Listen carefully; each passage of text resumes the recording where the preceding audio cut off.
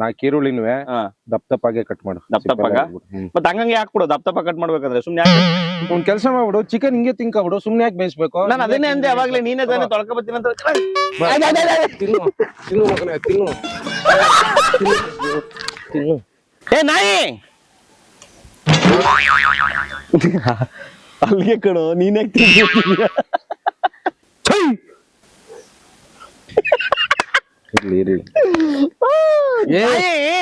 ಹೋಯ್ತಲ್ಲಿ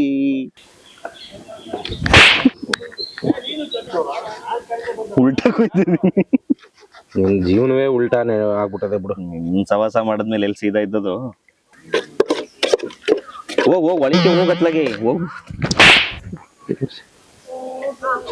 ಪಾತ್ರ ಒಳಗ್ ನೀನೇ ಕುತ್ಕೊಬಿಡು, ತಿರ್ಗ್ಸಿ ಹಿಂಗ್ ಕುತ್ಕೊಂಡು.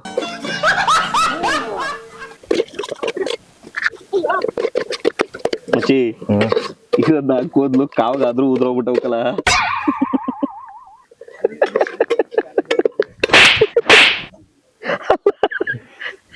ಇದು ಸೇಫ್ ಆಗಿರ್ತಾರೆ. ಅದ್ಯಾಕೆ ಟೋಪಿ ತೆಗೆದೆ?